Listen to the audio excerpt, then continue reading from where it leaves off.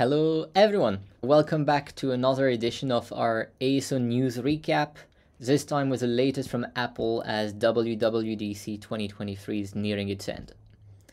Earlier this week, Apple has announced iOS 17 as well as many new products, and although there haven't been a ton of ASO specific highlights, I still spotted a few upcoming changes that people in the industry should be aware of. First up, Apple is making improvements to product page optimization as the App Store A/B testing tool. As of this week, A/B tests are no longer automatically interrupted by a new app version release. This is going to make A/B testing on iOS much more practical and feasible for many apps, as now your tests won't be interrupted by your developer's release cycle before your experiment has reached a good statistical significance and statistical power levels. Also worth noting is that Apple stated in the What's New in App Store Connect session that we will also be able to monitor data in the test as it's running, so we are now getting closer to something close to Google Play experiments. Very curious to see how this pans out in the next few months. Another improvement presented by Apple regarded app pre-orders. Apple is introducing the possibility to run a pre-order campaign for your app in certain countries while it's already live in others. Though it's only a small improvement, it will actually help apps that expand progressively, build excitement and ramp up marketing efforts whenever they become available in a new country. The amount of time for a pre-order campaign is also increasing from a maximum of 180 days for apps that are not available anywhere to 365 days for apps that have already been released in certain territories and enter pre-orders for new ones. This means that you will be able to properly soft launch your app in certain markets while still making it available for pre-orders in key territories where you want to build excitement first.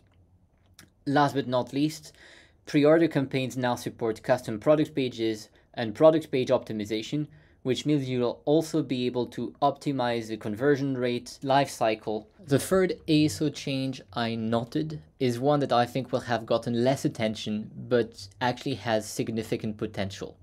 And that's Apple allowing apps to increase the size of app clips up to 50 megabytes, alongside with giving any app clip a dedicated URL and creating comments so that any app can become compatible and open app clips.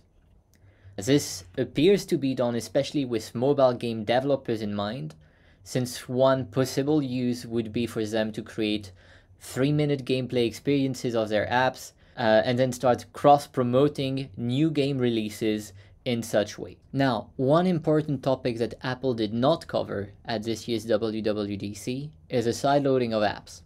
Due to the EU's Digital Market Act, Apple will have to make it possible for consumers to download apps outside of its App Store by March 1st, 2024. This had led to rumors that Apple would make it possible as soon as the release of iOS 17 in September, most likely because of their release cycles. However, while this is still possible, Apple has apparently decided to communicate as little as possible on this topic, as they likely want to maintain the idea that the App Store is the place to download all your apps on iOS and don't want to create room for rumors about third-party stores. Finally, among the many other news shared by Apple this week, a couple of call-outs I will make. Number one, Apple's soon-to-be-released Journal app.